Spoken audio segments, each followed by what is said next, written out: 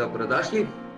Moje ime je še vedno Gašper Pirc, sem predsednik Slovenskega filozofskega društva in dobrodošli na še enem izmed dogodkov v seriji Filozofija v matrici. To je že 6. dogodek v seriji in zagotovo bo tudi zelo zanimiv, nekoliko drugačen, namreč čeprav še vedno ostajamo virtualni, pa mislim, da v našem življenju igra glasba izredno vlogo in mogoče premalo smo ji v filozofiji in namenili doslej prostora. In ravno ta virtualnost, recimo, nekega življenja, v katerem smo, se nekako z glasbo, ki nam vendarle ponuja neko upanje mogoče včasih, ali pa nek pozitiven prestop, se pogosto uspaja v neki napetosti. In mogoče bomo videli tudi nekaj odgovorov o tem, kako je glasbo danes na novem večeru, ki ga bo gostila Katja Utroša. Tako da ja, jaz ne bom preveč okolišil, takoj vam bom prepustil besedo, oziroma bom prepustil besedo našim. 37 poslov više nego prošle utorke, kada ih je bilo manje od 700. S covidom je preminulo 1000 pacijenata, a na respiratoru blizu 100. Predsjednik Sabora Jandroković i ministar koji su preboljeli COVID sutra ujutro cijepit će se. Ker pa lahko kar začnemo, ja, dobrodošli na 6. filozofiji v matrici, posvečena tematiki oziroma prepletu filozofije in glasbe. To je, se mi zdi, da prvič se bomo v sklopu Slovenskega filozofskega društva, odkar smo virtualni, lotevali te teme. Bi bilo zanimivo vedeti, če jo je društvo obravnavalo že v preteklosti in kaj so takrat, o čem so takrat razmišljali. Ko sem se pripravljala na ta pogovorni večer, ko sem začela pregledovati literaturo, sem se kar malo ustrašila, potem ko sem se zavedla, kako zelo obsežna in vsebinsko bogata je ta tema.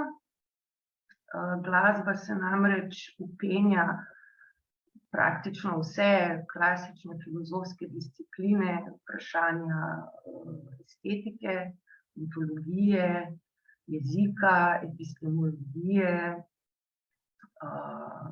hermenevtike, glasbena fenomenologija.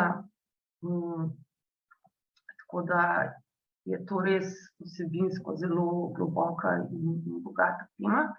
In zato smo se tega pogovornega večera se bomo lotili s 3 gosti, ki nekako vsak na svoj način v bistvu povzema, nagovarja preplet glasbe in filozofije. Tako da z nami je dr. Maja Gelica, ki prihaja iz znanstveno-raziskovalnega središča v Kopru in je filozofinja, muzikologinja, tudi glasbenica.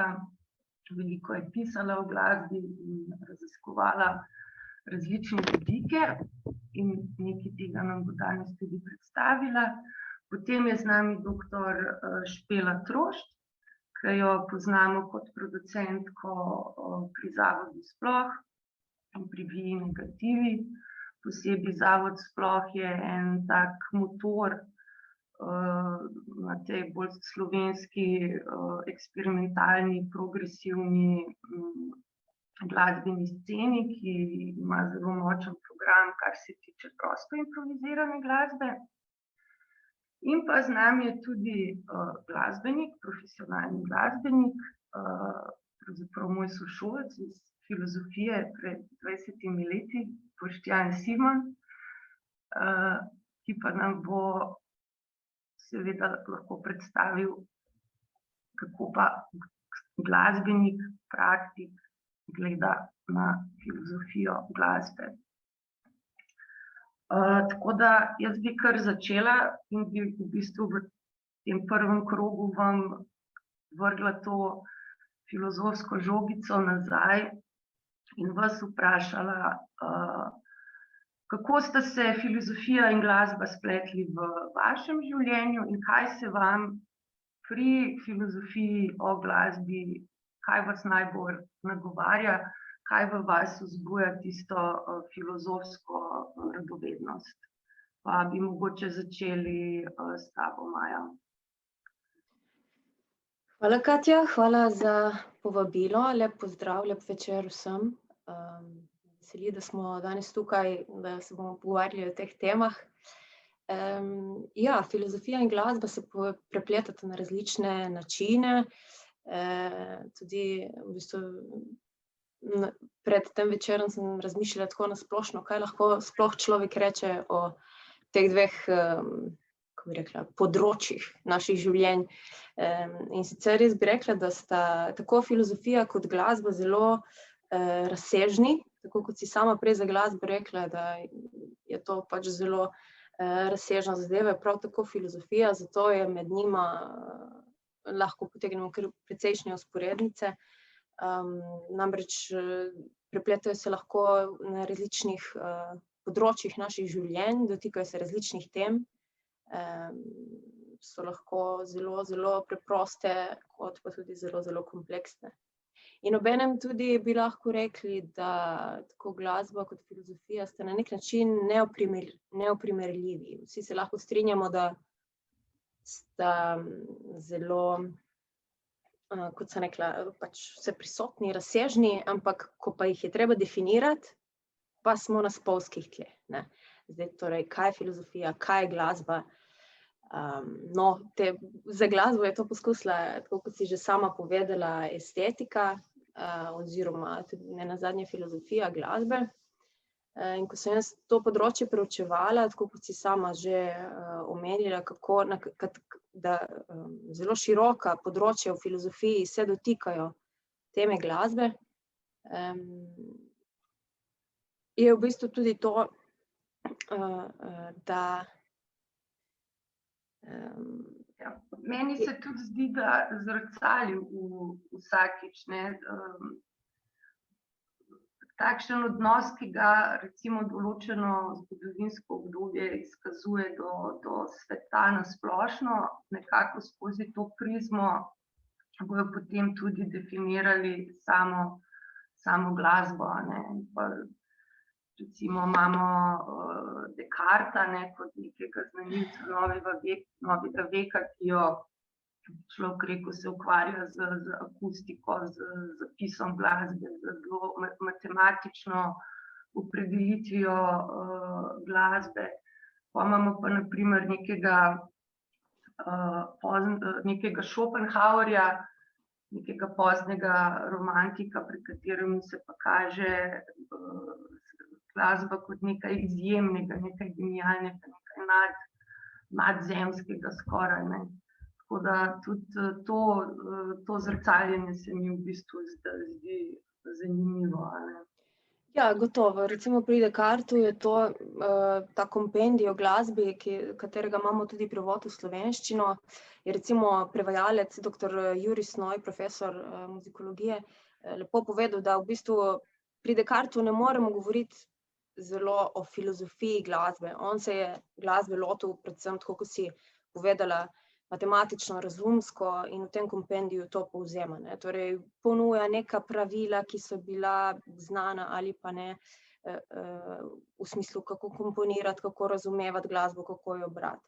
Pri Schopenhauerju, kolikor sem jaz razumela, pa je on izpostavljal glasbo kot posebno vrsto umetnosti, zato ker naj ne bi bila predstava, ampak naj bi izražala dejansko voljo sveta oziroma človeka. No, in tle tudi se mi je zdelo to zelo pomembno, da pač pri tej neoprijemljivosti obojega, pri glasbi je ta element najpomembnejši, torej zvočnost, ne, sluh, poslušanje, ta čut, naša ušesa, ki nikoli niso zaprta, nimamo pač pokrovov, tako kot imamo pokrove, torej veke na očeh. In se mi zdi, da recimo še eno vzporednico bi lahko potegnili, da tekom zgodovine je tako filozofija kot glasbena teorija oziroma filozofija glasbe, estetika glasbe se ubadala predvsem s to umetnostjo, torej glasbo kot nekaj vzvišenega, kot sublimnega, torej umetniškega, virtuoznega, ne.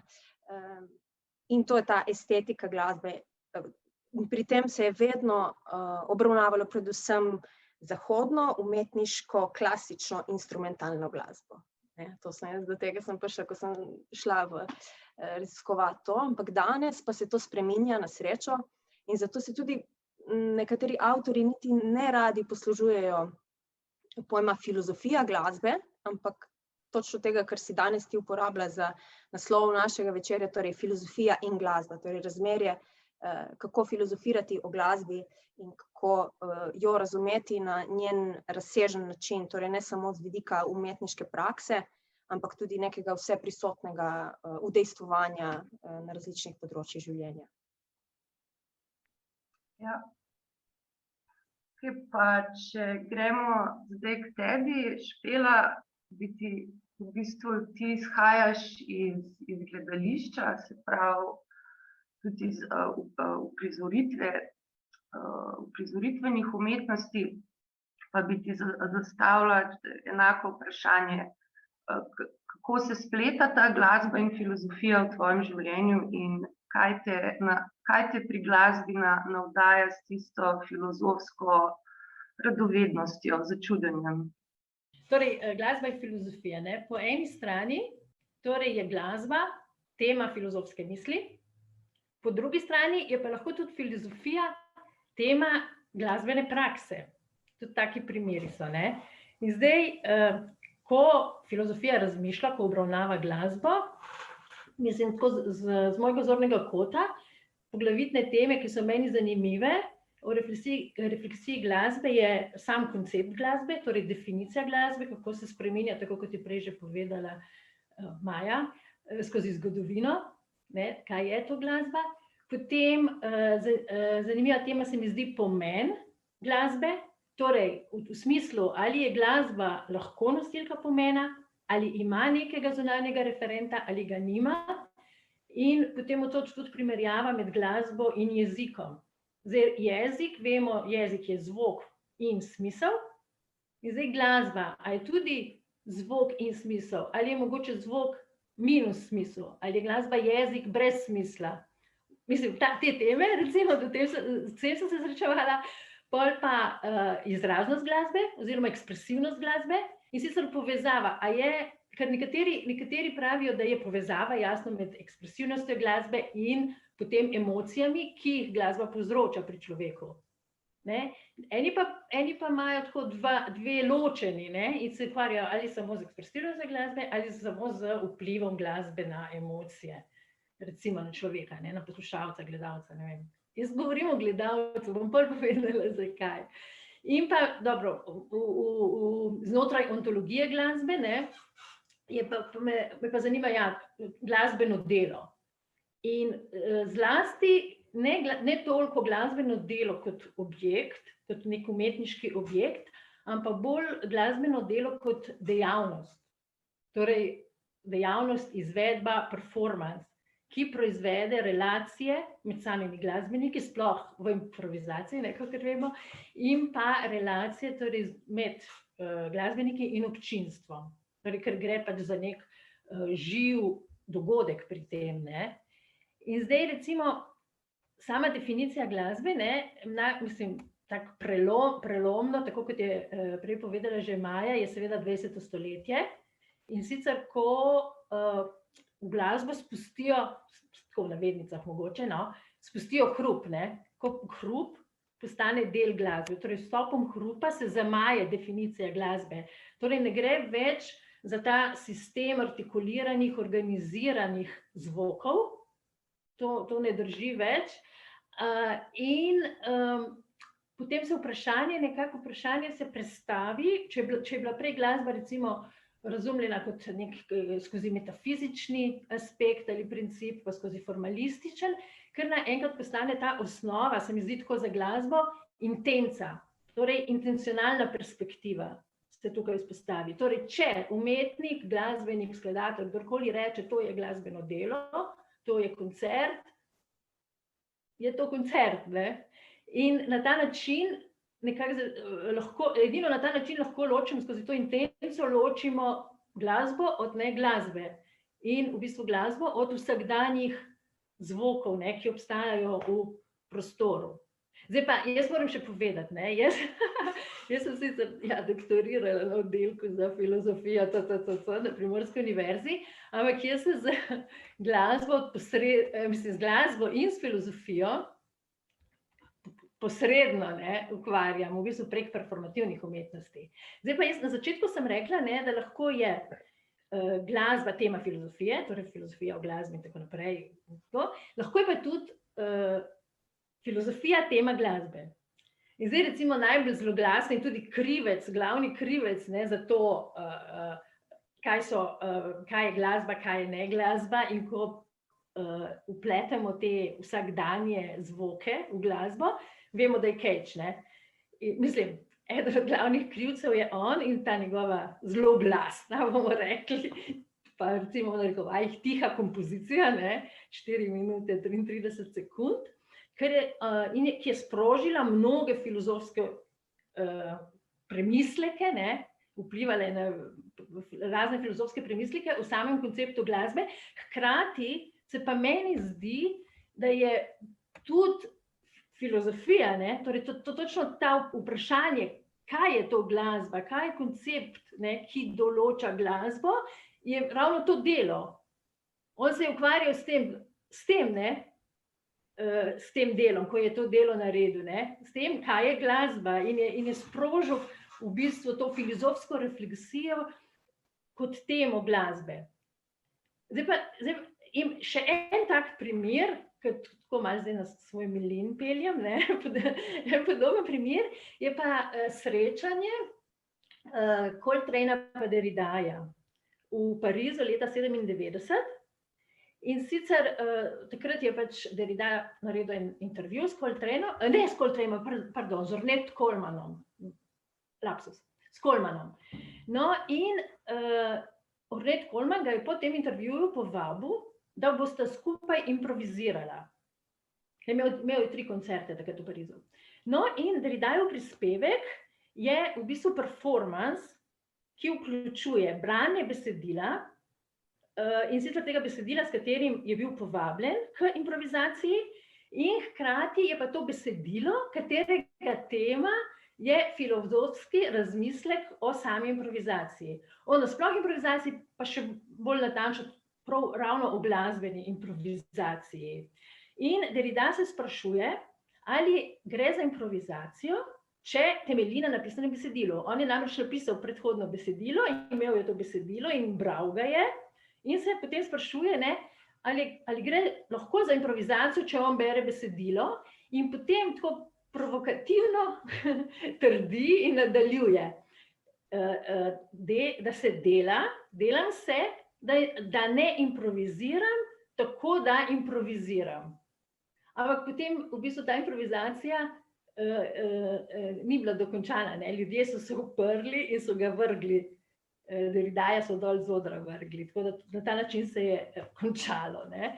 In zdaj namenoma dajem za primer ta dva primera, Cagea in Derridaja, zato ker je to, kar mene pri glasbi v bistvu zanima, je točno ta performativnost. Ta performativni aspekt, ta trenutek, ta dogodek, to dejanje. In to mene najbolj zanima. In tako da sem že prešla zdaj na to, kaj me zanima. Torej, zanima me glasbeni dogodek v bistvu kot uprizoritev. Tako da prek raziskovanja in ukvarjanja z uprizoritveno umetnostjo sem jaz prišla v bistvu posredno do glasbe in do filozofije. Zdaj, in to v teoriji in praksi in nekako skozi teorijo in prakso. Ker se ukvarjam in teoretično in praktično in zdaj recimo čisto tako z uprizoritveno umetnostjo sem že bila v vseh vlogah, tako rekoč kot igralka, kot dramaturginja, pomočnica režije, soavtorica, recimo v raznih projektih, ves čas pa, ker sem sem pa tudi organizirala in bila producentka, zlasti v teh neodvisnih produkcijah, tam v javnih inštitucijah ne, ampak v neodvisnih produkcijah pa vedno še ob enem. No, ampak to je zdaj prevladalo v bistvu v moji praksi, torej producentka in organizacija. S tem, da še nekaj bi rada povedala. moj odnos do glasbe, ne, tako, če malo aludiram na naslov, je v bistvu sovraštvo do glasbe. Jaz sem zaradi neke travmatične izkušnje, ki se je zgodila v prvem razredu osnovne šole, namreč, če sem si želela iti v zbor, tako kot vsak otrok in učenec, in me učiteljica me je, kako se reče, me ni hotela v zbor in je rekla, da nimam posluha. In da ne morem jaz biti del pevskega zbora, tega otroškega. In od takrat jaz ne pojem, ni šans, in tudi nobenega inštrumenta ne igram, nikoli nisem bila glasbenica. In se v bistvu potem, ko razmišljam, na kakšen način jaz moj odnos do glasbe, sem jaz ugotovila, da v bistvu je to, da se srečujem z glasbo v bistvu bolj intenzivno kot gledalka. Jaz glasbo nekako gledam, če nimaš posluha, pač ne poslušaš, težko poslušaš. In recimo v zgodnjih otroških letih, zdaj Maja bo vedela mogoče, sem jaz gledala vse mogoče kičaste oddaje na Rai, na italijanski televiziji, te canzonissime, te italijanske kancone, pa Sanremo, pa malo bolj alternativnejše, l'Altra Domenica, pa to. Ampak vedno sem jaz gledala te pevce, kako pojejo, kako dvigujejo roke, kako gledajo, kako so vsi notri v tej glasbi, ne vem, poduhovljeni. Tako kično, to je mene vedno privlačilo pri teh. In ne spomnim se pa kdaj, da bi tako si dala gor ploščo in jo poslušala, čeprav sem imela tam manjadiski, ki poje to tam malo vinilko, to smo dobili za Dedka Mraza, ampak nikoli. In zdaj pa moram še biti poštena in povedati, da tudi mogoče ravno zaradi tega mi je tako zelo všeč ta svobodna improvizirana glasba, ker tudi pri njej v glavnem gledam, ker je zanimivo gledati človeka, njegovo telesnost, kaj on počne, kako počne, vse, mislim, tako da to gledam kot nek uprizoritveni dogodek in pa se hecam, da zdaj tako za moj racio je pač ta svobodna improvizacija, ki me nekako intelektualno poteši, recimo ta kakofonija, ritmija, škripanje, cviljenje pa to, za emocije me pa vsakič, ko slišim, ne dam si tako namirno, ampak me razneži tale italijanska kancona, pa te italijanski kantavtori, za katere recimo moj glasbeni partner pravi, da sploh ne znajo peti. In pa si jaz to razmišljam, mogoče pa zato je to moja glasba, ker pač nimam posluha. In je to edino, kar lahko razumem. Tiste pa bolj emocionalno, zaradi mlajših dni. Zdaj pa filozofija, do filozofije sem pa tudi prišla preko uprizoritvenih umetnosti, zato ker sem prav ta tema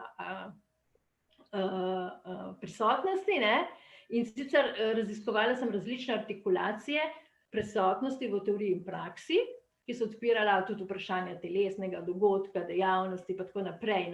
In pri tem sem pač potem ugotovila, nisem mogla iti mimo jasno poststrukturalistične kritike pojma prisotnosti in metafizike prisotnosti, tako kot jih se razgrnejo v tej deridajevski nemogoči prisotnosti, v Lyotarovi recimo libidinalni intenziteti ali pa v Baudrillardovem simulakru.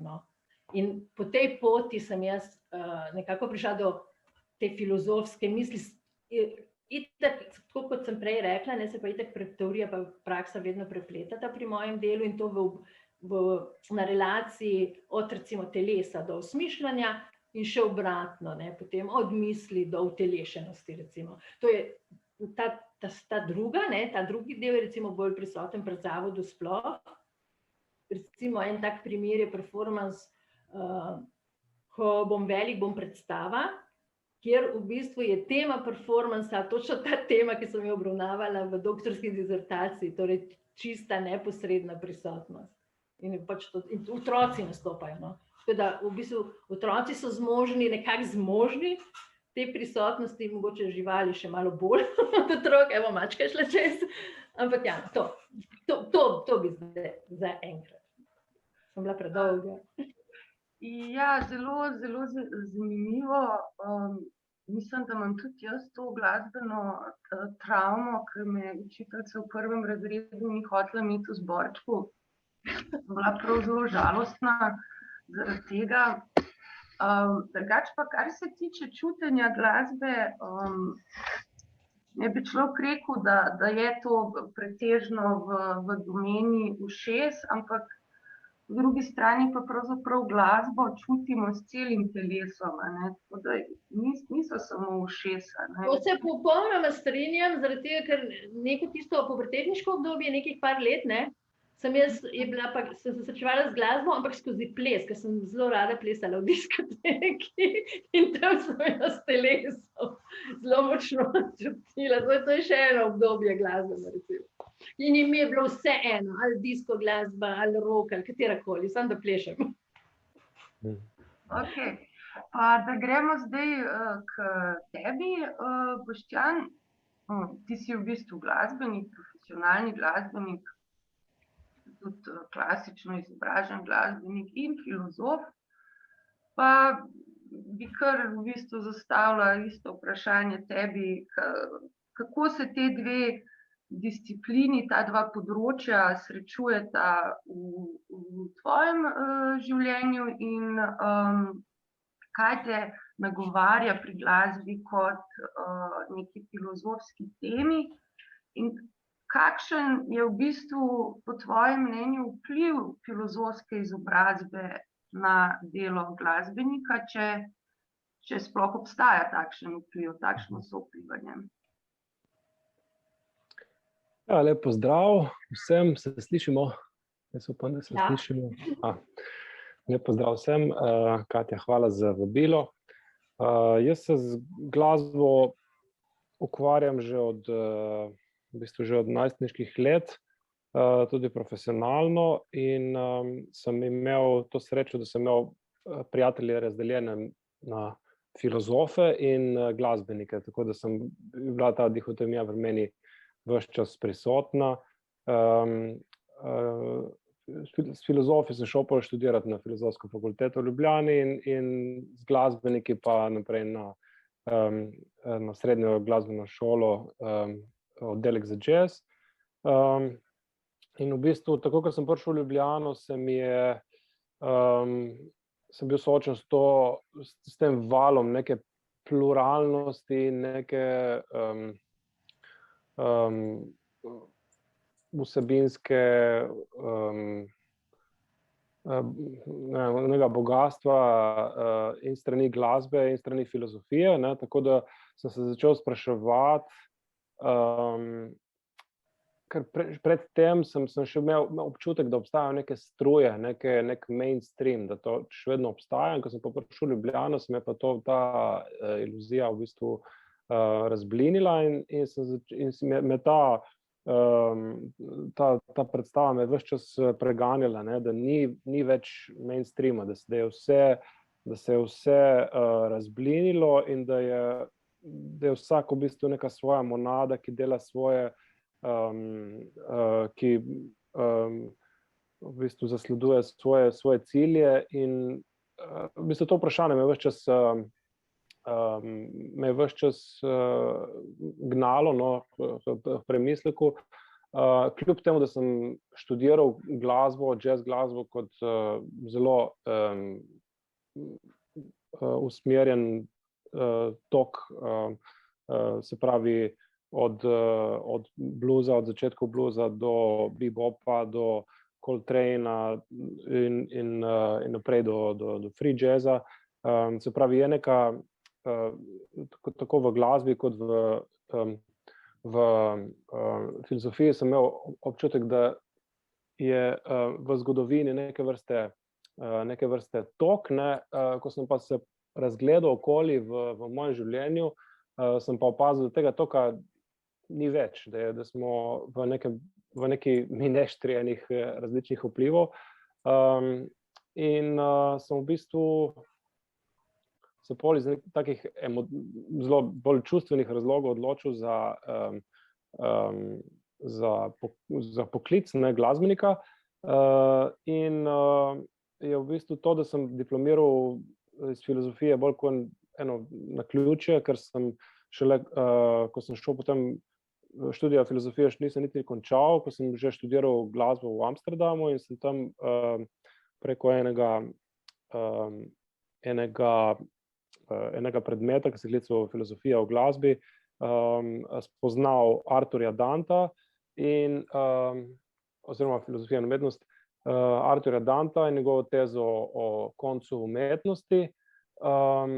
Na samem konzervatoriju v Amsterdamu smo imeli tudi predmet glasba 20. stoletja, ki je bilo zame tudi eno veliko odkritje, namreč tukaj v Ljubljani sem se soočil samo z glasbo iz prejšnjih stoletij. In v tem predavanju v 20. stoletju, v glasbi 20. stoletja sem spoznal Johna Cagea. In nekako se mi je začela sestavljati ena ideja o diplomski nalogi, pri kateri sem v bistvu poskušal usporejati Dantovo tezo o koncu umetnosti, ne, se pravi, ko neki hegelijanski ideji duha, ki napreduje in na koncu pride do samozavedanja. In se v bistvu s tem zaključena ena zgodba. Tako je Danto recimo videl pohod umetnosti, ki se zaključi v njeni autorefleksiji, njenem samozavedanju v Warholovih Brillo boxih, ki sami sebe v bistvu so ena vprašanja, vsake eno vprašanje, kaj sem jaz, da sem umetnost, da nisem umetnost, ne, v kakšni relaciji do opazovalca in tako naprej. Poskušal sem usporejati to, Dantovo konotacijo v koncu umetnosti in to Cageovo delo, 4:33, ki pa se je zgodilo kar enih 11-12 let pred Warholom. Se pravi, je bilo zgodovinsko dosti prej in sem na nek način poskušal raziskati, no, kakšni so razlogi za to Cageovo delo, kakšna je njegova pot kot skladatelj, s čim se je ukvarjal, kaj ga je zanimalo, iz česa je izhajal, da je prišel do takega zaključka. A je to neke vrste neodadaizem, je to v bistvu nek sredinec zahodne civilizacije ali je to nekaj drugega. In potem, ja, sem napisal to diplomo in s tem se je nekako moje filozofsko udejstvovanje tudi zaključilo. In sem se kasneje v bistvu posvetil izključno muziciranju in ustvarjanju v različnih zasedbah. Ampak v bistvu na nek način podkrepljen z enim širšim zavedanjem o tem, kaj pomeni pluralnost, o tem, kaj pomeni konec neke paradigme in konec nekih velikih zgodb. In na nek način mi je to pomagalo, da sem si uspel razlagati umetnost, ki jo današnji umetniki oziroma glasbeniki delajo, kot neko monadično ustvarjanje lastnih referenčnih okvirjev, lastnih svetov, lastnih, v bistvu, če smo bolj pragmatični, zavodov, bendov, raznih, če so bolj ambiciozni, big bandov, orkestrov, društev, ne. In v bistvu usmeril mojo ustvarjalnost v to smer. In ja, od takrat naprej v bistvu mi glasbena dejavnost vzame več ali manj cel moj čas, no, tako da to je to. Ja, ne, to bi se strinjala s tabo, da je danes glasbena krajina, glasbeno polje zelo partikularno. Mogoče res težko najdemo neke velike zgodbe znotraj tega, no. Ali pa mogoče so, pa jih samo mi ne vidimo, ne. Pa zdaj smo nekako se dotaknili zelo veliko filozofskih področij, fenomenologija glasbe, estetika glasbe predvsem. Tako da bi pa mogoče zdaj, Maja, tebe vprašala, kako pa je z glasbo in etiko, ne? To je mogoče malo provokativno vprašanje tudi, ker nekako ne gledamo več recimo glasbe skozi prizmo etike, tako kot mogoče v antičnem svetu so, pri Platonu in tako.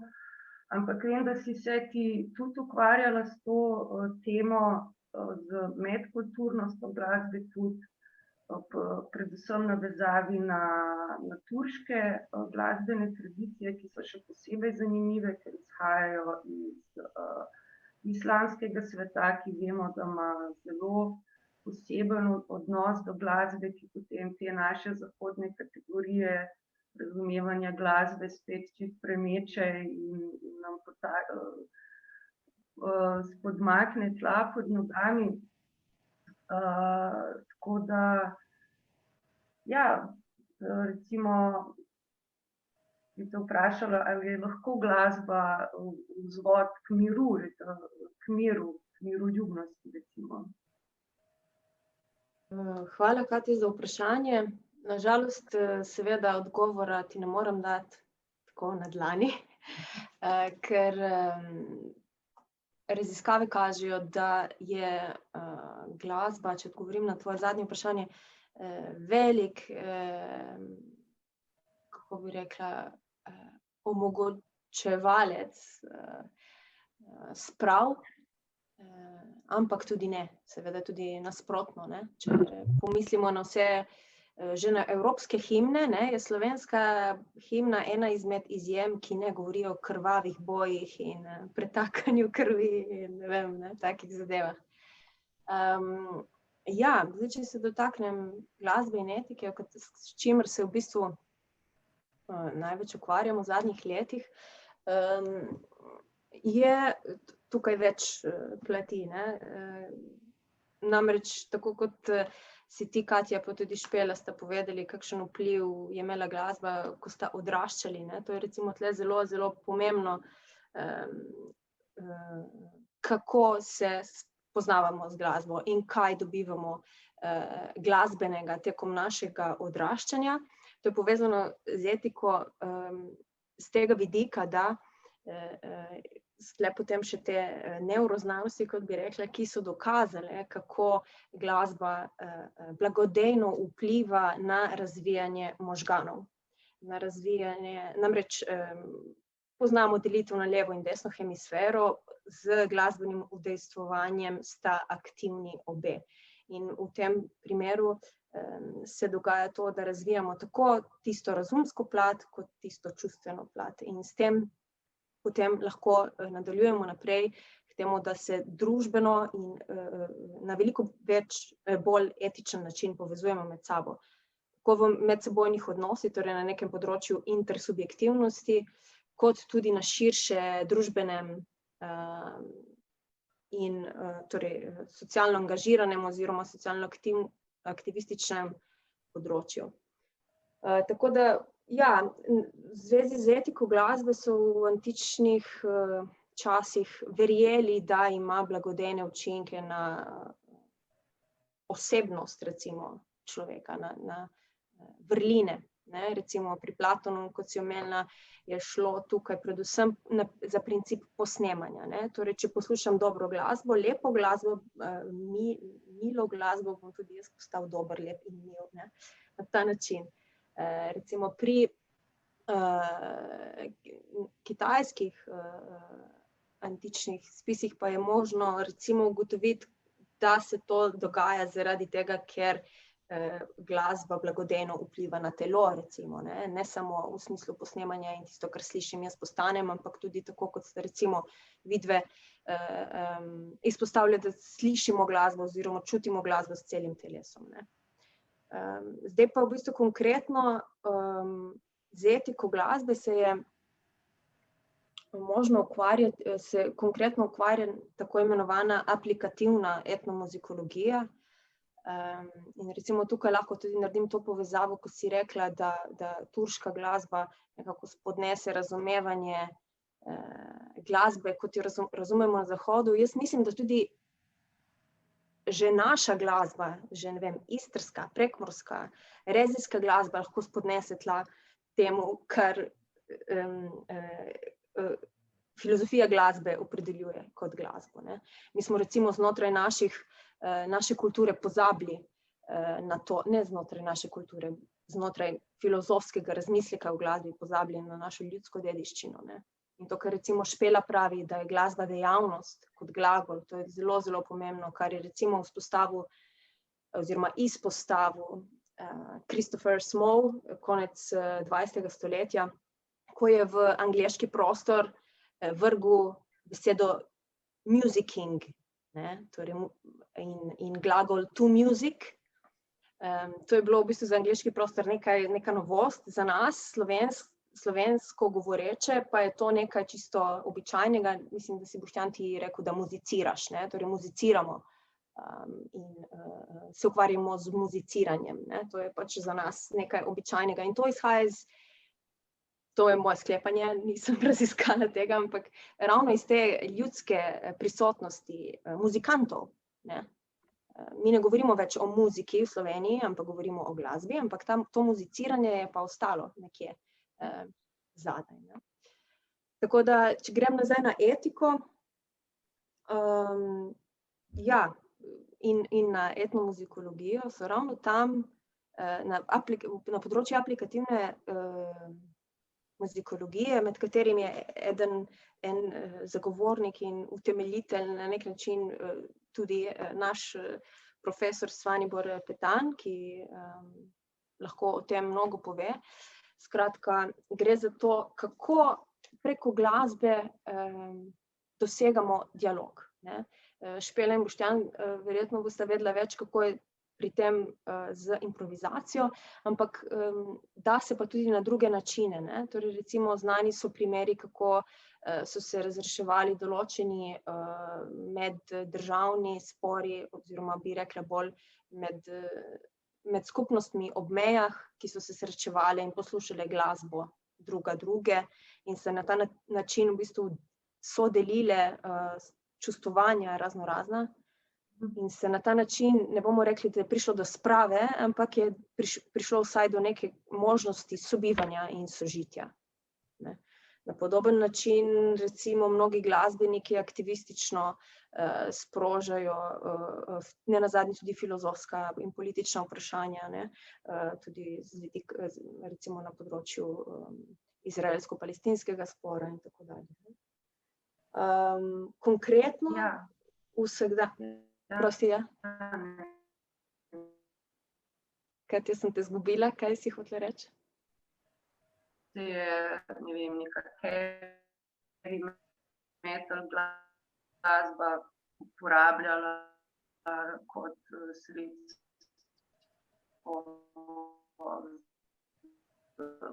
ljudi ali pa glasba, ne vem, na Titaniku. Ne bomo te slišali. Evo, zdaj ponovi še enkrat, Katja. Da se tukaj na tem vprašanju spet, po mojem mnenju, pokaže ta gnetljivost, izmuzljivost glasbe, lahko je vzvod za neko globjo intersubjektivnost, neko globjo etično vez. Imamo pa primere, kjer se je glasba konkretno uporabljala za mučenje ljudi ali pa glasba v koncentracijskih taboriščih in v podobnih situacijah, kjer je pa potem spet privzame neko drugo neko drugo podobo, je del nekega drugačnega dejanja. Ne? Smo spet pri temu glasbi kot dejanju, ki se tudi meni zdi en tak lepa misel. Tako da mogoče za konec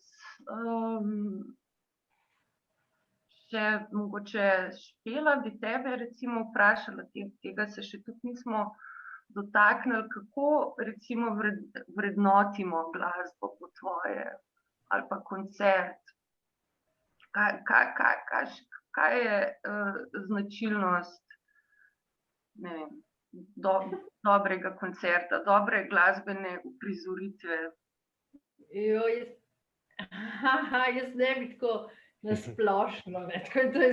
Težko je objektivno to, ne. Recimo, če jaz, ki zdaj v zadnjih 15 letih, bom rekla, no, zelo pogosto in intenzivno spremljam recimo koncerte svobodne improvizacije, ne. In recimo mene, kaj navdušuje. Mene navdušuje takrat v tej svobodni improvizaciji, takrat, ko vidim zadrego glasbenika, ko vidim, da ima nek problem, neko težavo in potem opazujem, kako se bo tega problema lotil, kaj bo naredil, recimo, ali da mu gre, mogoče tudi celo soglasbenik na živce, kako bo odreagiral, kako bo speljal recimo v svojo smer, ne. V improvizirani glasbi je res, gre za dialog, ne, med glasbeniki, vsi so nekje hierarhično, no, naj bi bili na nekem podobnem nivoju, ne. In te relacije, te intersubjektivne relacije, ne, med njimi in potem hkrati z mano, ne, ker potem jaz stopam v te intersubjektivne relacije z njimi, tako rekoč, ne, ker je ravno v tej, zdaj, če spet s tem, kar se jaz sem ravno v svobodni improvizaciji bi jaz rekla, da je najvišja stopnja te neposredne prisotnosti. Neposredne, čiste prisotnosti, tako kot jo je recimo pojmoval Artaud. In jaz sem to prisotnost raziskovala skozi uprizoritvene umetnosti in moram reči, da je ravno koncert improvizirane glasbe, torej je največja redukcija v bistvu teatralnosti, ne, in te visoke stopnje, no, čiste prisotnosti, bi jaz rekla. In zdaj, mislim, mogoče moram razložiti ta pojem prisotnosti na nek način, ker jaz pojem prisotnosti v tem kontekstu jaz razumem kot performativno kategorijo. In zdaj vemo, ne, zdaj recimo Erika Fischer-Lichte govori o tem performativnem obratu in v 50 letih prejšnjega stoletja torej vzniknejo performativni elementi kot prekinitev s to formalistično estetiko modernizma, ne samo v slikarstvu, ko vemo potem za performance art, ne, ampak tudi znotraj glasbene umetnosti, ne. In glasba se udejanji kot dogodek in se realizira v bistvu kot uprizoritev. Zato tudi recimo za Cagea pravijo nekateri, ne, da to sploh niso koncerti, ampak da so to theater pieces. Pa tudi celo on sam reče, ne, da rajši dela in da ga zanima teater in da dela theater pieces, ne. Torej, v bistvu ta uprizoritveni značaj koncerta postane vidnejši v 50 letih, ne. In takrat je tudi fokus na tej prisotnosti in se reartikulira v bistvu ta Artaudova prisotnost, ne, o kateri je on govoril v svojem gledališču krutosti, ne. Torej, ta neposredna prisotnosti. In zdaj, performativne prakse jaz utemeljujem torej skozi koncept realnega in skozi koncept te neposredne fizične prisotnosti. In zdaj, torej, najdlje od predstavljanja, ne, torej ne gre performance art, ne gre nobeno prizorišče, mislim, ta recimo klasično gledališče pa tako, ampak ravno ta improvizirani koncert, ne. In zdaj, improvizirani koncert je hkrati dejavnost produkcije in recepcije, ne, logično. In se pravi, da sta potem tudi prisotnost in predstavljanje v bistvu posledica in rezultat teh omenjenih dveh dejavnosti. Torej, gledalec, poslušalec, ne vem, udeleženec. Jaz sploh ne govorim več o gledalcu in poslušalcu, zato ker je to tako, se mi zdi, da ima to malo pasivno konotacijo, ampak ponavadi rečem udeleženec dogodka. Zato ker je to aktivni udeleženec dogodka, ker pač znotraj performansa v teh performativnih umetnosti, torej nekako se pričakuje od njega, da je aktiven. In on v bistvu na nek način vidi, receptira, kako bi rekla, torej nek koncert kot prisotnost hkrati, ne, in tudi kot predstavljanje hkrati, ne more biti samo prisotnost, ker on ve, da je prišel na koncert, da je v nekem umetniškem kontekstu, ne, in da pač glasbeniki to izvajajo pred publiko, ne. Tako da zdaj prisotnost, torej razumem kot to performativno kategorijo, pa kot zdajšnjost, torej performativnega dogodka, ta zdajšnji čas, pa skupni realni čas, torej izvajalcev in receptorjev, torej obiskovalcev, rečem udeležencev dogodka, ne. In zdaj ta formulacija, ne, Artojeve čiste prisotnosti se je potem jasno v 60. in 70. letih je prišlo do reartikulacije te prisotnosti in seveda tudi do reinterpretacije v filozofskem diskurzu in pa poskusih udejanjanja vse do danes. In zdaj je hecno, to mislim, do danes, pač zdaj smo v virtualnem svetu, ne, recimo, do predvčerajšnjem, bi rekel človek. Ampak zdaj posledica te dekonstrukcije prisotnosti, ne, kot jo je pač izvedel Derrida, posledica tega je problematična pozicija sodobne prisotnosti. In sicer fokus se nekje od izvirne prisotnosti se usmeri k, recimo, razsrediščenju, k destabilizaciji, k izmuzljivosti, recimo izmuzljiva prisotnost rečejo, neulovljiva prisotnost, fluidna prisotnost in v skrajni tej razproščenost in tako naprej, in v skrajnem potem v odsotnost, ne, vemo po Derridaju. Zdaj pa, če jaz navežem pojem prisotnosti z glasbo, torej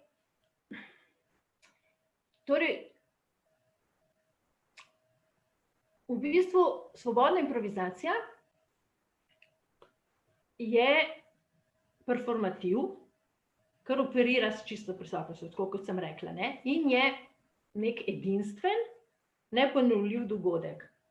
Torej je koncept svobodne improvizacije, je, rečemo, krhek, je prekaren, je situacijski in gre pri svobodni improvizaciji, gre obenem za dve dejavnosti, ne, mislim za tri celo. V bistvu gre za izvedbo in kreacijo obenem, torej nekateri pravijo, da je to instant kompozicija, torej gre za komponiranje in hkrati izvajanje in gre tudi za recepcijo, ne, ker je pač publika. In ta svobodna improvizacija ali pa tudi nasploh improvizacija, lahko rečemo, je kot izreka, je deiktična, ker je dejanje, ki odkrito kaže na čas, na prostor, na svojo medijskost, tudi na vse postopke, ki jih uporablja, ne. In poleg tega je pa tudi samonanašalna, ali rečemo avtoreferencialna, zaradi tega, ker nima nekega zunanjega referenta. In mi ponavadi pri svobodni improvizaciji ne iščemo neke narative, nekih pomenov, ne, bolj gledamo, kaj se dogaja, kakšne so te relacije, kakšni so intersubjektivni odnosi.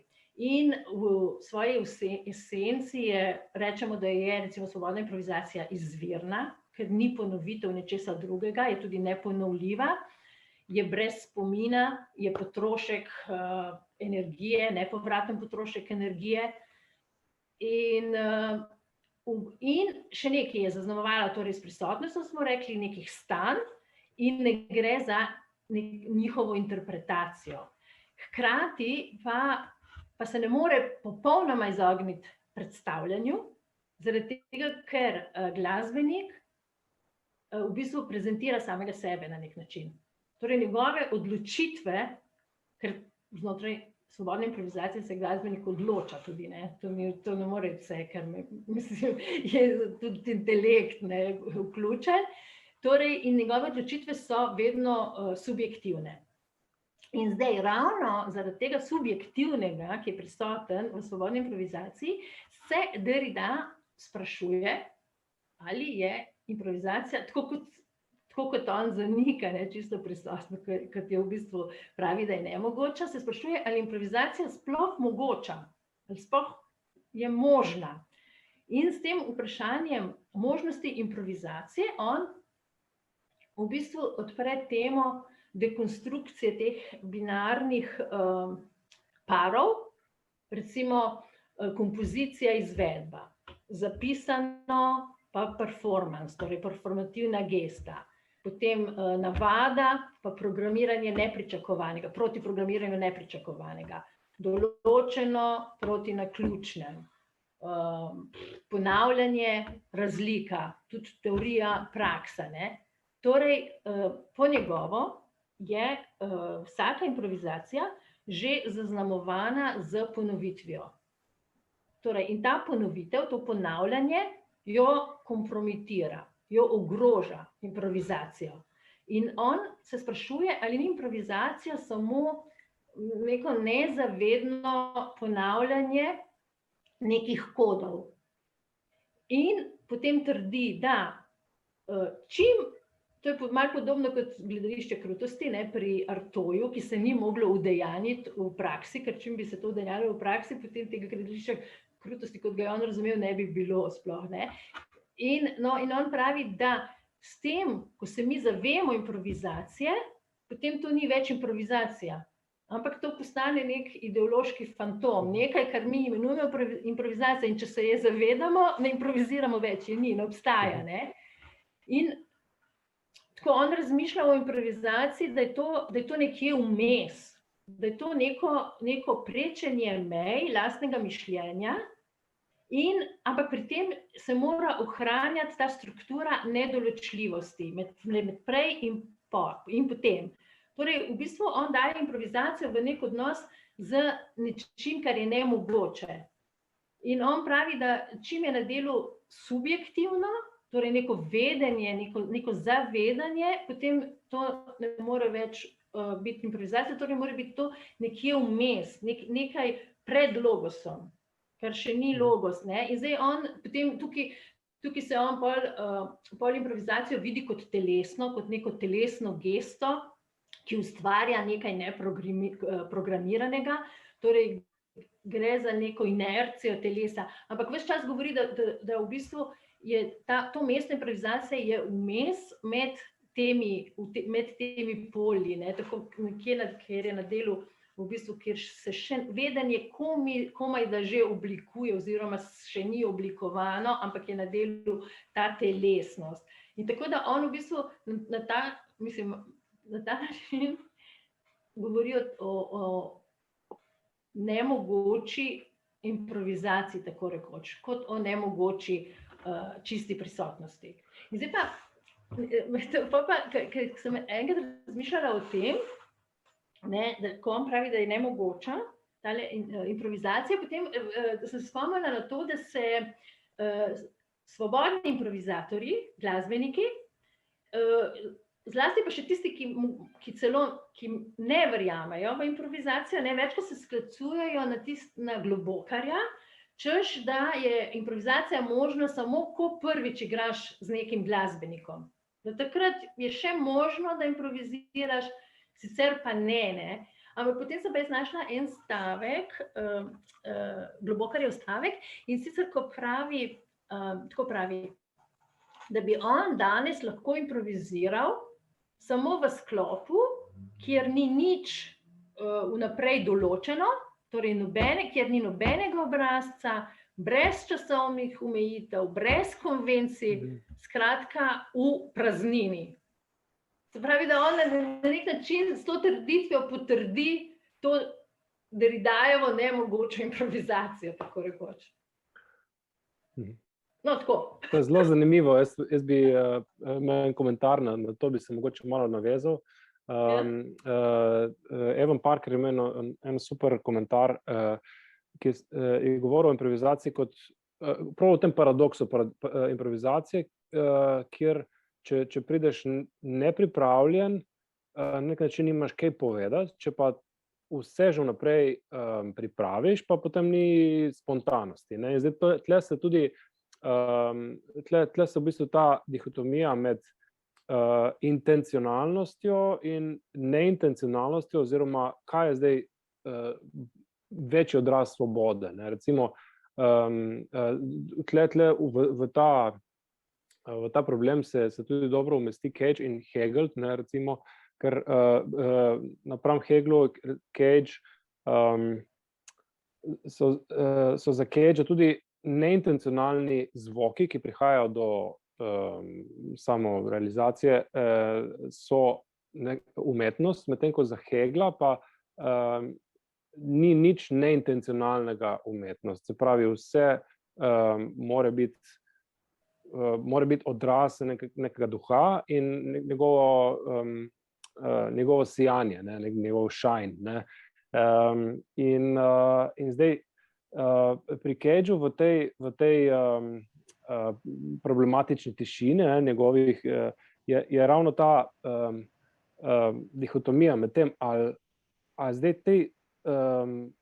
to, kar se dogaja v tej kompoziciji, je to intenca avtorja, se pravi, je to še vedno pojmovano kot ena kompozicija v klasičnem pomenu besede, ali je pa to samo ena sprememba perspektive, sprememba duha. Recimo Cage bi se bolj strinjal s to drugo tradicijo, on je bil za to, da zvoki spregovorijo sami po sebi in da se intencionalnost v bistvu samo, da se poslovimo te intencionalnosti kot nekega ostanka 19. stoletja, kot nekega tega, ko so hoteli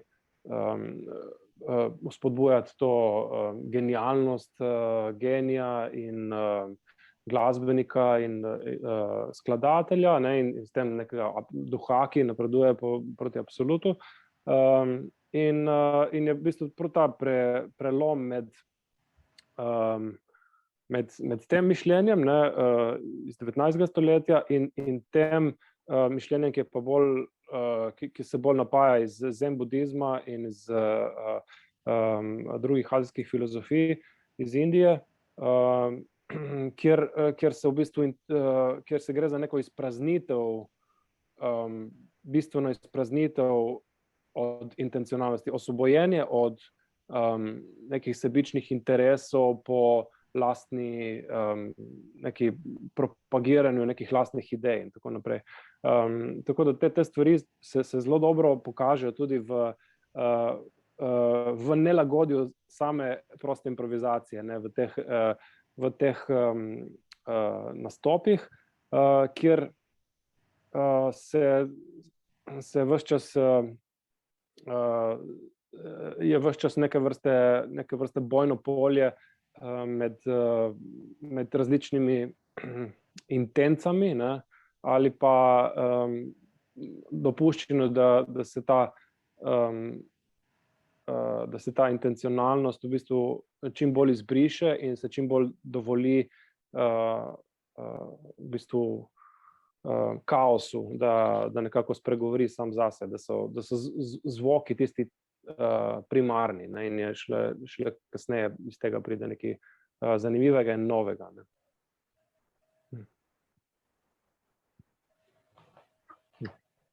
Ja, hvala za to analizo. Obema je v azijskih filozofijah je zelo pomemben ta koncept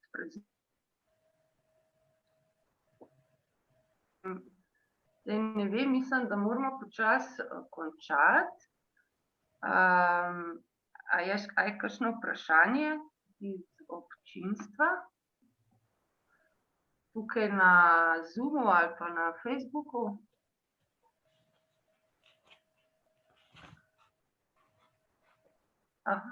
Ja, gospod Rudi Kotnik. Ja, jaz bi imel eno kratko vprašanje, pa zelo specifično za Majo. Namreč, ker ste slučajno omenili, ali pa ne slučajno, rezijansko glasbo, imam eno zelo specifično vprašanje glede razumevanja ali pa glede izvajanja te glasbe. In sicer bi vam, recimo, za druge, ne vem, če bo zanimivo, jaz bi vam lahko dam v chat link, a ga dam v chat ali ga sem vam na mail pošljem? Kaj boljši? Kar v chat lahko date, ja, bo hitreje. Dobro. Evo, v chatu je tale link, kjer rezijanska glasbenica Silvana Paleti govori o malo drugačnem razumevanju rezijanske glasbe, kot jo sicer drugi. No, recimo tudi muzikologi, ne? In jih prav omenja. No, skratka, če ne drugega, torej obstajajo razlike v razumevanju rezijanske glasbe in ni nujno, da zdaj karkoli komentirate, in če mi boste pa na mail odgovorili vaše stališče do tega, kar je v tem videu kratkem, ne, bom pa vesel.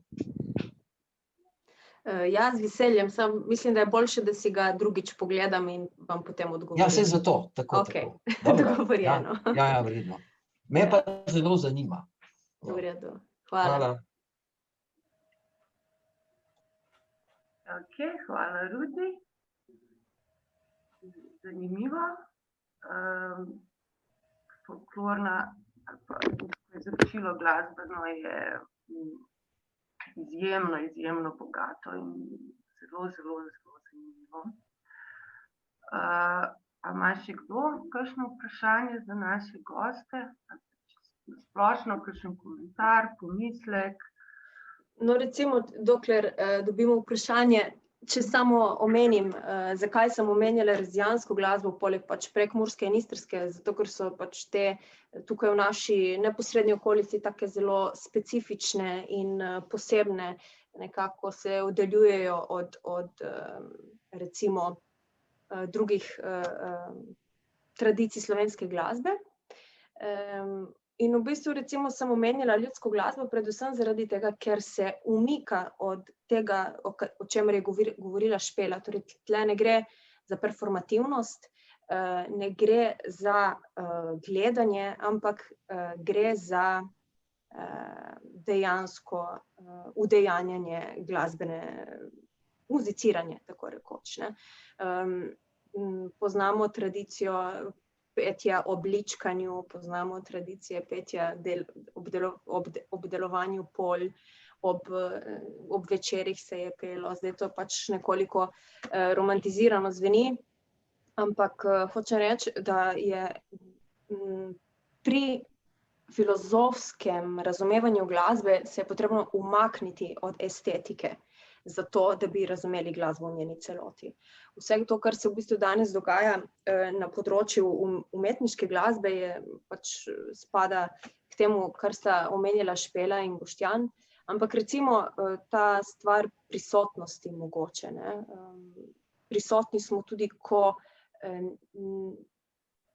preko glasbene dejavnosti, mislim, tudi če ne nastopamo, torej tudi če gre za vajo, morda, ne, verjetno, Boštjan, ko verjetno imate kdaj tudi kakšno vajo, tudi če je glasba improvizirana, ne, in tudi tam verjetno gre za dialog, ne samo zaradi tega, ker nastopate intencionalno in imate performance, ampak zato, ker ste drug z drugim in se neizogibno je, da se medsebojno poslušate.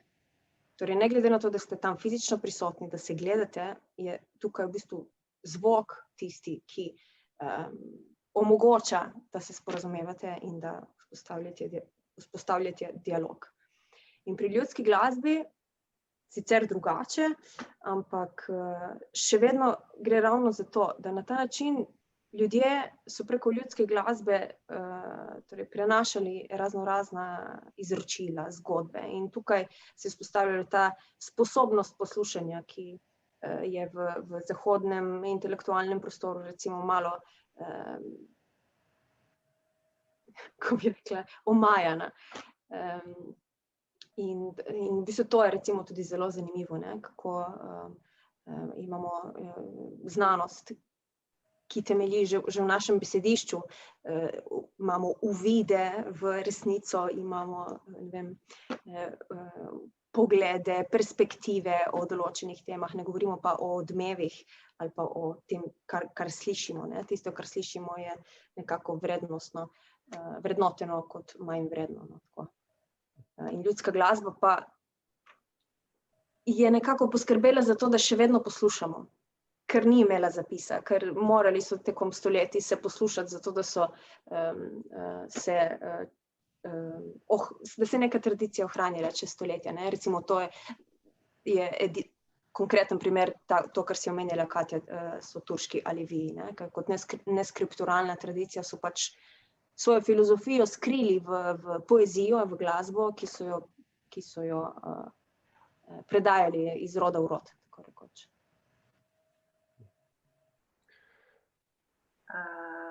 Mislim, da imamo še eno vprašanje iz Facebooka, in sicer pravijo še kakšna beseda o filozofiji kot temi glasbene prakse. Mislim, da to bo verjetno zate špela vprašanje.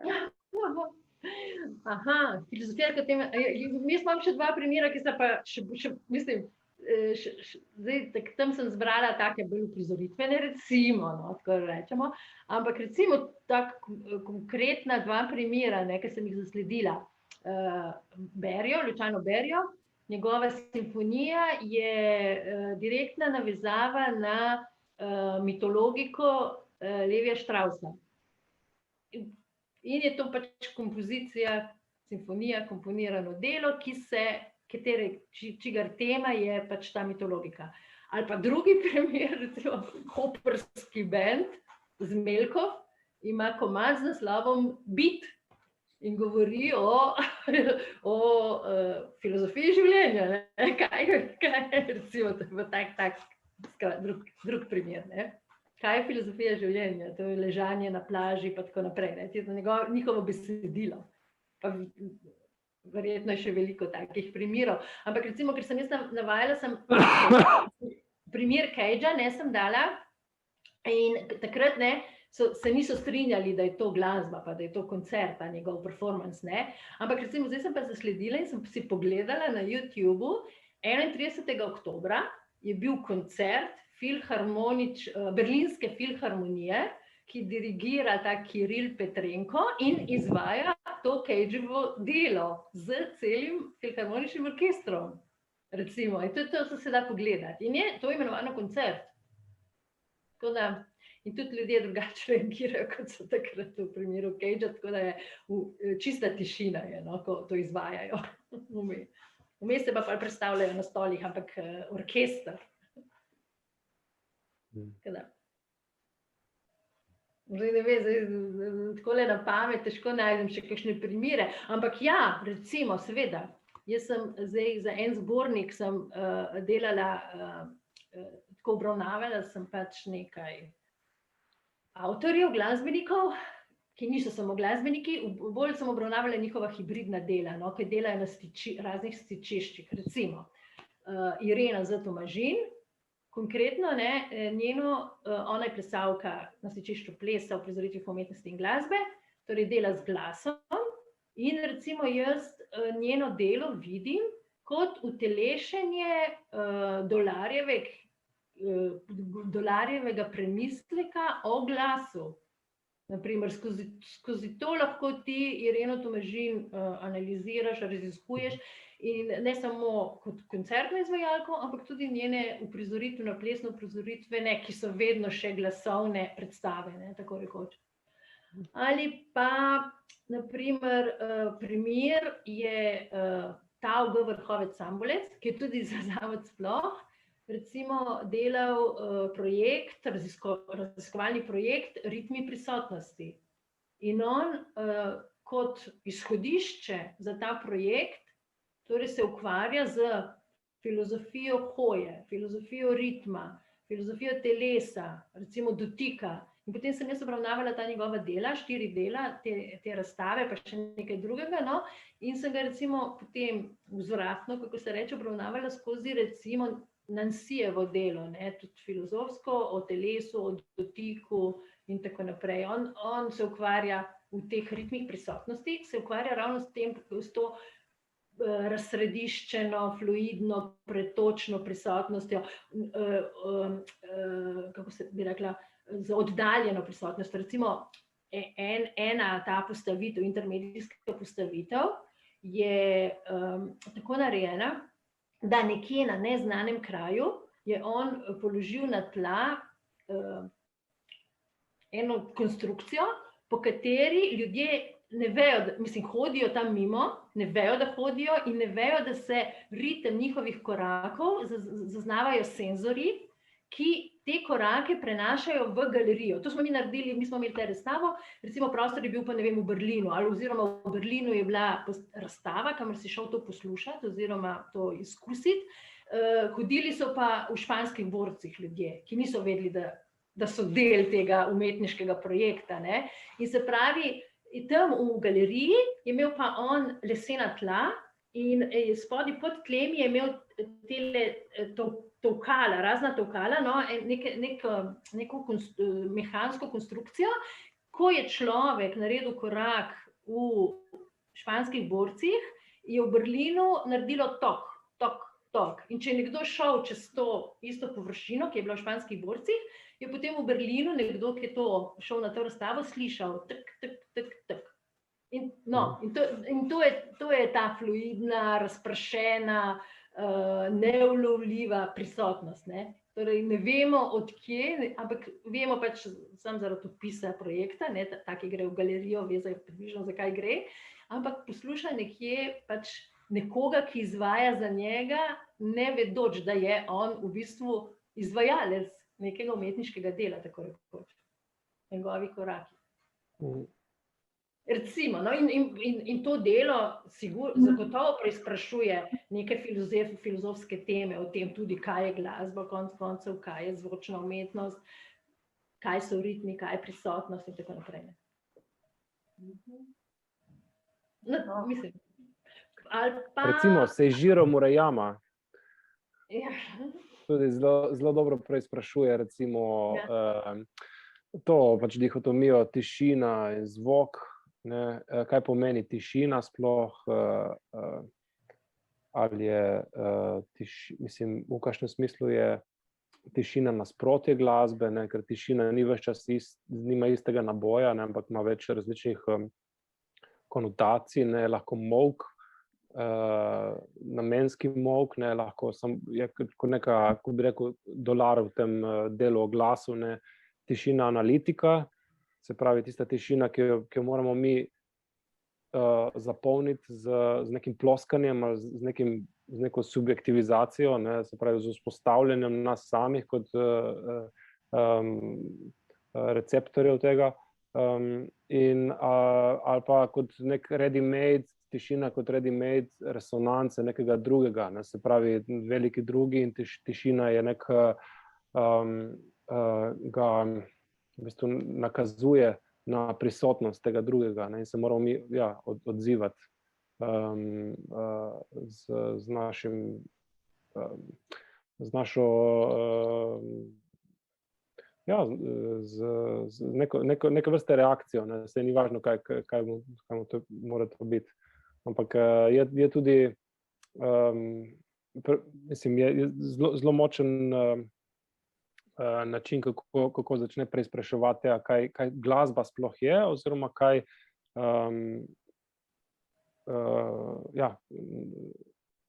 lahko definiramo kot glasbo.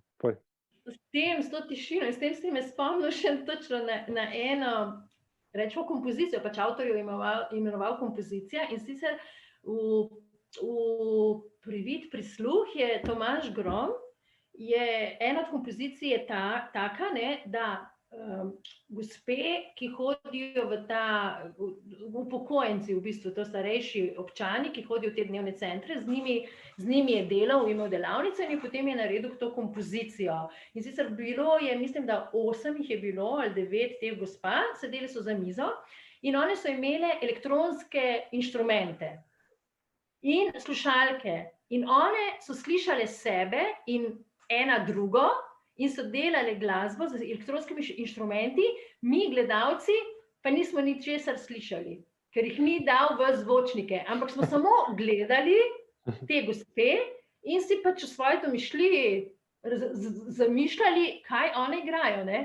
V bistvu smo poslušali tako rekoč tišino, ne, in gledali koncert. In to je on poimenoval kot kompozicija, ne.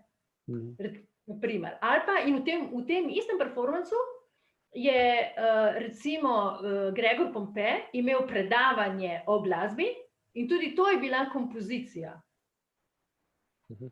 Pa take stvari. In tako da to tudi postane potem, mislim, to je sicer posredno, ne, tema tega večera je lahko, ne, kaj mi razumemo kot glasbo, kaj je glasba, ali je glasba še vedno glasba, če mi ničesar ne slišimo in če tam gospe sama sebi v uho igrajo, mi pa ne vemo, kaj delajo. Sicer je ta kompozicija bila tako narejena, da potem je bila tam ena miza na odru, kjer so bile 4 slušalke, tako da so lahko ljudje iz občinstva tudi šli in poslušali in potem se je naredila ogromna vrsta, ker so ljudje hoteli slišati, ne, kaj se sliši, ampak potem je sredi tega, tako da recimo 20 ljudi je lahko poslušalo, pa 30 sredi tega so potem prekinili, tako da ostali v vrsti so pač ostali nepotešeni, ne.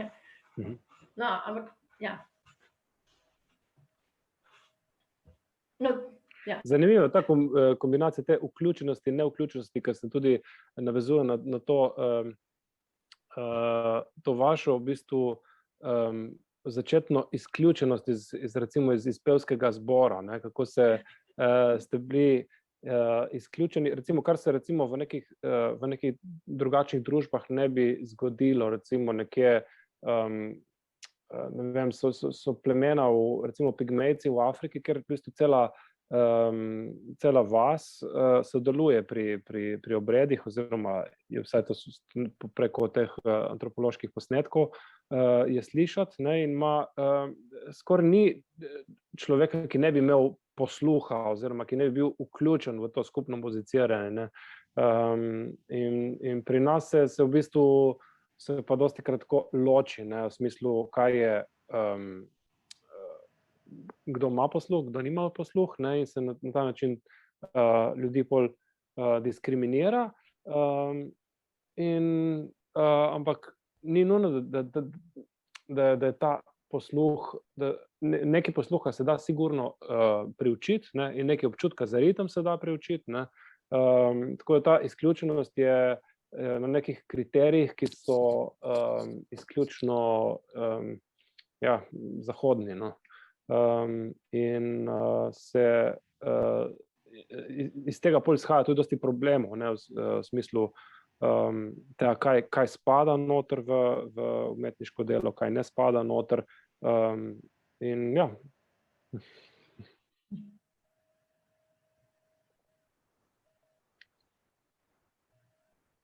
Ja, ne vem, če smo odgovorili na vprašanje, no, ne vem, ampak če je bilo to mišljeno. Po moje, da ste, in jaz se res vsem trem zahvaljujem, da ste se udeležili današnjega pogovornega večera in da ste delili vaše razmišljanja in poglede z nami, pa da je bilo tudi za občinstvo zanimivo. Zdaj pa mislim, da moramo počasi zaključiti, a je tako, Gašper? Jaz bi predlagal, da če je še kakšno kratko vprašanje. Jaz sicer imam enega, ampak vas ne bom mučil s tem, ker mislim, da ste že toliko tukaj. Bi pa predlagal, no, da če ima pa še kdo iz publike kakšno kratko vprašanje, bi pa prosil, da še da, ker toliko pa še imamo, no, za eno kratko vprašanje. Ampak kratko, tokrat mora biti kratko. Gašper, pa daj ti vprašaj. Jaz sem vprašal nekaj. Ne? Jaz bi pa tukaj meni s točko, ki se pa nismo čisto dotaknili, pa bi bilo mogoče dobro, da zaključimo z njo. Ne rad vežemo se stvari na korono in tako naprej, ker smo že vsi naveličani. In tudi virtualizacije smo naveličani. Ne? In me tudi zanima, pažite, sploh kadar gre za performance. Ne? Se tukaj tudi spreminja recimo neka razmerje do performansa v času, recimo, ki smo ga pričali v teh letih, ne? Ker vemo, da glasba recimo je bilo izredno pomemben recimo inštrument, da to malo pana naredim, za mogoče tudi neko motivacijo ljudi v času korone. Vemo, da mnogi glasbeniki recimo so imeli koncerte preko interneta in tako naprej. Ne? In to so bili koncerti, pri katerih seveda ni bilo tistega živega stika. Performance je bil zagotovo že nekako posreden. Tako da, mogoče je to vprašanje, ne, a se tudi tukaj kaj lahko spremeni v samem strukturnem razumevanju glasbe, na nek vprašanju prisotnosti, odsotnosti, ali mogoče je to samo neko prehodno obdobje, ali se tudi spreminja tudi naš odnos do glasbe za voljo dogodkov, ki smo jim pričali, za voljo tudi novih omrežij in tako naprej. Tako da ja, to bi bilo kar vprašanje za kogarkoli izmed vas se bo opogumil. Hvala.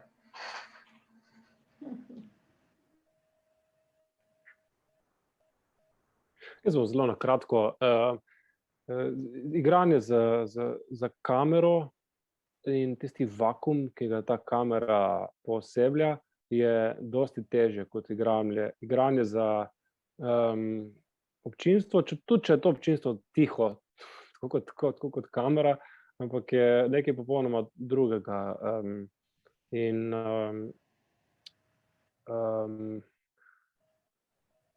Težko opisati, ampak je tako kot tisto, kar je rekel Walter Benjamin, ne? Man versus machine, človek proti aparatu, ne? Se bori za to, da zbalansira za nek ekvilibrium, za neko ravnovesje med tehnologijo in humanostjo, ne? In to se zdaj gremo, mi se borimo s kamero, ne? Kdo bo zmagal.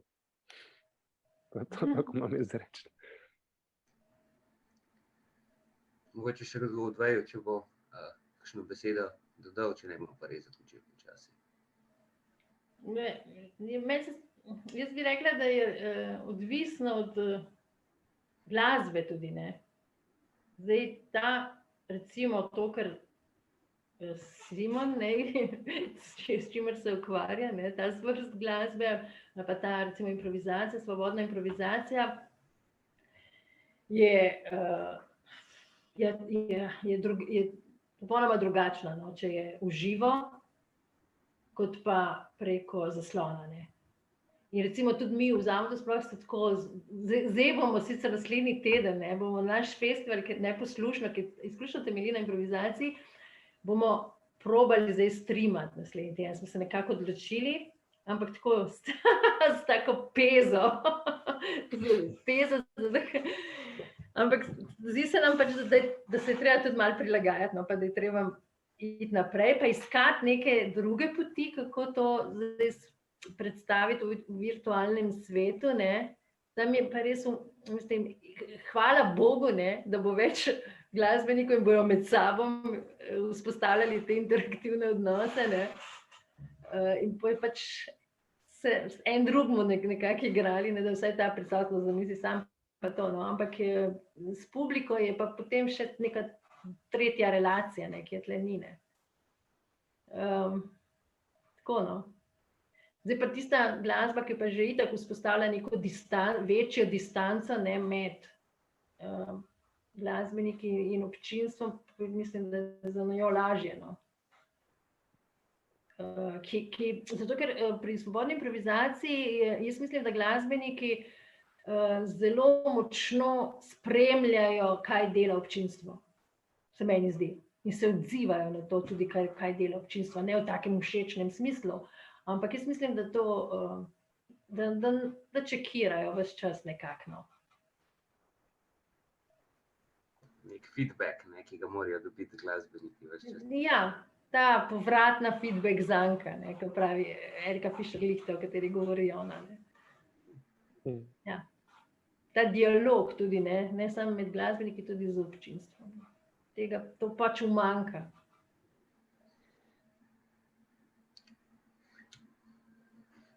Okay. No, jaz mislim, da to zadostno odgovori, sploh zato, ker smo se približali koncu. Jaz bi Katji zdaj šele namenil teh zadnjih nekaj besed, potem na koncu še napovedal nekaj dogodkov, ampak Katja, lepo prosim, da zaključiš ta večer, ki mislim, da je bil zagotovo zelo zanimiv. Ja, meni je bilo zelo zanimivo, upam, da je bilo tudi drugim. Odprli smo zelo veliko enih tem. Jaz upam, da se je pokazalo, kako globoka in zanimiva je ta povezava med filozofijo in glasbo. In upam, da bo Slovensko filozofsko društvo se v bodoče še posvečalo tem tematikam, pa še enkrat bi se res rada zahvalila vsem trem gostom in seveda tudi tebi, Gašper, da si nas vse skupaj gostil. To je to. Hvala. Hvala za vabilo. Hvala. Jaz se tudi zahvaljujem vsem. Preden greste, mogoče bi vas samo še povabil na, kajti sicer kot je dr. Špela Trošt zaključila zelo povedno z dialogom in mogoče manjko, ker se tukaj imamo nek dialog, ki zagotovo ni čist, ni idealen. Jaz bi si želel, da ste čim prej nazaj spet, da se vrnemo spet v ta živi okoli živih dogodkov, ker bo veliko lažje, veliko boljše, veliko bolj domačno, kot veste, naša nekako rajon, naša domačija je Trubarjeva hiša literature in upam, da se bomo lahko, ko se ukrepi toliko izboljšajo, lahko tudi vrnili. Ne morem pa obljubiti, da bo pa to že do tega poletja, ker jasno. In zdaj bi vas rad samo še povabil naslednji dogodek. Čez 2 tedna nadaljujemo z rednim dogodkom, ki bo spet v angleščini. Gost bo ugledni ameriški filozof Russell Goodman, pragmatist. Pogovor organizira in vodi dr. Tomaž Grušovnik, torej prejšnji bivši predsednik Slovenskega filozofskega društva. Zatem gostimo tudi izvrstno makedonsko filozofinjo Jasno Kotesko, tudi ta pogovor bo v angleščini. Čaka pa nas še azijske filozofije, pa recimo filozofija računalniških simulacij, kar pa tudi zelo zanimivo za ta čas. Vse to do junija. Junija pa še vedno obljubno večji dogodek, je pa ta odvisen tudi od situacije s korono, jasno. Tako da, dobro, jaz bi zdaj zaključil, mislim, da smo že malo čez čas, ki si ga ponavadi namenjamo. Še enkrat bi se tudi z mojim imenom zahvalil vsem gostom, ki so pripravili zares zanimiv pogovor, podali nekaj zelo zanimivih informacij in mogoče odprli tudi vsem nam neke nove perspektive na to, kaj je glasba in kakšen je njen odnos do filozofije. Tako da bi se lahko še enkrat seveda zahvalil vsem trem, torej dr. Maji Bjelici, dr. Špeli Trošt, Boštjanu Simonu, da ste se vzeli čas, in pa seveda posebno zahvala pa tudi Katji Utroša, ki se je lepo pripravila ta pogovor in mislim, da ga tudi odlično privedla do konca. Tako, to je to. Vidimo se naslednjič. Hvala za pozornost in lep pozdrav vsem. Hvala, lep pozdrav. Hvala. Živijo.